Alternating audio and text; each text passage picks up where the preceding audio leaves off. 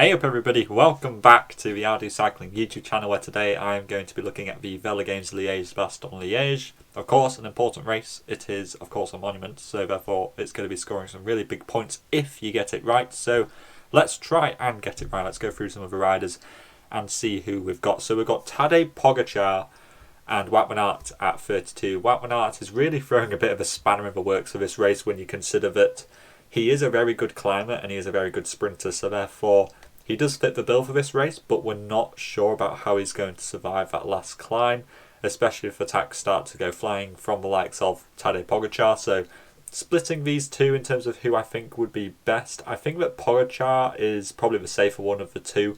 Wout van Aert I see more than likely winning the sprint from the second group for something like 4th place to like 7th place or something like that. I think that Pogacar is probably the safer of the two. You got Alaphilippe for 30. Alaphilippe is just a strange one. He didn't look fantastic at Fleche Wallonne. He was a little bit out of position, but he does time his form very well for the big races like the monuments. And I do think that Alaphilippe definitely can't be counted out. I do expect him to finish inside the top 10. I think he's almost a certainty for that. Remco Evenepoel, I'm not overly sure about what his intentions are for this race, whether he's working for Alaphilippe or not. But he does suit this race if he attacks quite long, but I do think the steep gradients perhaps might not favour him too much. We saw that at Basque, he kind of suffered a little bit more in comparison to some of the other riders on the steeper terrain. Pidcock, I was going to really recommend for this, but considering that he didn't even finish La Fleche Wallonne, I really can't recommend you putting him onto your team. I just don't think that he is a very safe option to go with. If you're just a Pidcock fan, then by all means just pick him. Mike Woods for 24 usually finishes inside the top 10 in this race, but I do think that there are some better value for money riders a bit further down. Matthews does suit this race technically, but I don't think that he'll be going with the attacks of the climbers, so therefore he'll be more than likely sitting in the group with Wout van Aert, more than likely. Moscon I probably wouldn't pick. Valverde, great performance. 2nd place at La Fleche Wallonne, obviously in good form. We saw something like that similar last year where he finished very high up at La Fleche and then he finished like 5th place at Liege Bastogne Liege. So I do expect him to do something similar in this race. I do think a top 5 from Valverde could be quite likely. You got Romain Bardet, who's just won the Tour of the Alps actually. But when you consider that the Tour of the Alps finished today, which is Friday, the race is on Sunday, so he'll be transferring tonight or tomorrow. I do expect him to be quite tired after the Tour of the Alps, so therefore Bardet I don't think is that great of a pick, just because he might be a bit tired, so I'll be a bit more apprehensive about picking him. Barguil could be a better one, a better Frenchman to go with.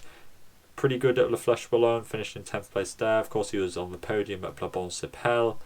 So I think that Barguil is a rider who should be doing well in this race, but he does lack that sprint, which will hinder him in the finale, just because he won't be able to get those kind of higher up placings. He will more than likely finish towards the back end of a group. But then you also have Tiesj Benoot. I do expect him to be working for Wout van Aert though, so I'm not overly certain that's a great pick for you to go with. Kuznetsov was going to be in that leading group in like 2020 when like Hershey was supposed to win. But of course he punctured out of that. He was okay at La Fleche Wallonne and he's looked in really good form recently. I do think that this race suits him a bit more than La Fleche Wallonne, so I think that Kuznetsov is a good one. Probably one of the better 20-point picks, alongside probably Mohoric, who's finished inside the top 10 in this race before. I wouldn't pick the likes of Fuglsang, Hershey or Mollema. Neither of those have looked particularly on fire at the moment. 18-point riders, the best one is Vlasov, as I said, in La Fleche Wallonne as well. Other than that, really maybe Kwiatkowski, but I don't think the other ones are that great. Vlasov is certainly the man for 18 points. I think that he's on fire at the moment and would honestly be one of the riders I'd be strongly recommending you put onto your team. 16-point riders, you've got a plethora of good riders here. Patrick Conrad usually finishes inside like the top 20 in this race, so that's almost kind of like a good anchoring man to go and put into your team. You've got Danny Martinez, who looked good at La Fleche Wallonne as well, winner of the Tour of the Basque Country. Of course, I think there are some questions about his descending ability, but he looks all right. He beat Alaphilippe in a sprint at the Basque Country, so I think that Martinez is certainly a great choice, especially for 16 points. You really can't go too wrong there. And Teuns, of course, the winner of La Fleche Wallonne. I expect to see him on a lot of teams. But he does also like that sprint, like I said with Barguil, so if he does come down to a sprint, he will more than likely finish towards the back end of whatever group he so happens to be in. I was going to recommend Vingegaard, but he looked pretty bad at La Fleche Wallonne, so it's going to require a pretty good resurgence of legs for him to come back and do something in this race. Higuita would technically suit this race, but hasn't looked good recently. Jack Haig will more than likely be working for his very stacked Bahrain victorious team. Other than that, Pierre Latour can sometimes pull out a good performance every now and again. Rudy Millard finished top 10, I believe it was, at La Fleche Wallonne, so he's probably going to be the leader or co-leader with somebody like Quentin Pacher. For Groupama FDJ, Wout Poels again for Bahrain Victorious would be a bit more of a leader than Jack Haig in my opinion, especially since Poels seems to have a relatively fast sprint. Other than that, the other 14-point riders, possibly Alexei Vuillermoz, but that's a bit more of a long shot. 12-point riders, the best ones. Ruben Guerrero, really good performance at La Fleche Wallonne. Finished like 6th place or something like that. He honestly is looking really on fire at the moment. I do think that he could finish top 10 in this race. Jesus Herrada, very similar. I think he finished like 16th at La Fleche Wallonne, so I expect maybe like a top 20 from Jesus Herrada. And then you got Nielsen Paulus, who did a great performance at, of course, like World Champs last year and also Classica San Sebastian, so he does suit this kind of course, and I think he finished top 20 in La Fleche Wallonne, so I think that his form is coming in pretty good, but is the kind of more aiming for the Tour of Romandy, which is just a few days away, possibly. I think that Guerrero is the best 12-pointer that you could go with. 10-point riders, Jai Hindley, possibly, Zandlo Morisa, and then you've also got Nick Schultz. Nick Schultz was the highest placed bike exchange rider at the La Fleche Wallonne. I think he finished top 15. So I think that Schultz is a very good 10-pointer. Yeah, I do think that Schultz would be the best 10-pointer for you to go with. 8-point riders, I'm not a massive fan of any of these. Simon Carl, pretty good at La Fleche Wallonne. Attacking, you've also got Tobias Hall and Johannesson.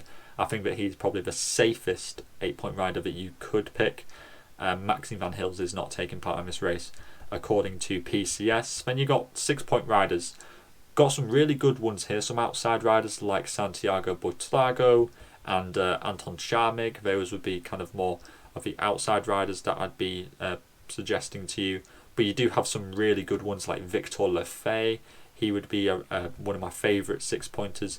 And I think ultimately my favourite one is Quentin Pacher. He's been absolutely really consistent in the kind of hilly races like Milano San Remo, La Fleche Wallonne, and also the Amstel Gold Race. So I think that Pacher for 6 points is almost a must-have pick. I think he is absolutely the best 6-pointer. You've got Carlos Rodriguez as well. Possibly he seems to be one of the last men for the Ineos Grenadiers when it comes to the climb, so I think that he'll last quite far into the race. And then you've got Matthias Skilmos Jensen, who was I think he was higher placed than Bauke Mollema in La Fleche Wallonne, so I think that Skilmos Jensen might be a co-leader on Sunday for this race. Other than them, possibly Jay Vine, who just came second at the Tour of Turkey, maybe Elan van Wilder. Get some assist points for Alaphilippe, maybe he'll get his own freedom. But 4-point riders, unfortunately, we have some not particularly great ones, so I think my strongest recommendation to you would be to pick riders to go into the breakaway, and I think that your strongest options there are probably just to go with the guys for Sport Vlaanderen and Baloise and just stack them up if you really wanted them. I think those would be your best options. And that brings me on to the teams that I'm currently considering on going with. So we've got this team on screen which features Pogacar, who is a very safe pick, and then you've got the podium finish of La Fleche Wallonne, Valverde, Teuns and Blasov, and then you've got 2 6-point riders. I've currently got Skilmos Jensen and Quentin Pacher in there. You could pick some other ones if you wanted to. My other alternative is to not go with Valverde and to instead save some points and go with somebody like Danny Felipe Martinez. Put those 6 points probably into Matthias Skilmos Jensen and get my favourite 12-point rider, which would be Ruben Guerrero, which gives you a team that looks a bit like this. I do like this. It gives you a lot of consistency, a lot of good riders who could finish inside the top 10 in this race. Of course, if you wanted to perhaps also go, if you want to go really crazy and put Wout van Aert on your team, then you'd have to really minus off quite a lot of points. So you'd probably take off like Guerrero and get on a 6-pointer like Carlos Rodriguez. And then you'd also have to save 10 points, so I'd probably take off Dylan Teuns and then get another 6-pointer on somebody like Victor Lefay or Jay Vine or somebody like that. So you'd end up with a team like this if you wanted Tadej Pogacar and Wout van Aert on your team. But let me know what you're thinking in the comments down below. Are you thinking Wout, Pogacar, Are you thinking of putting both of them on your team? Are you thinking of spreading your points out a bit more evenly? Let me know in the comments down below. And all that is left to say is to keep safe out there, and I'll see you in the next video. Salut!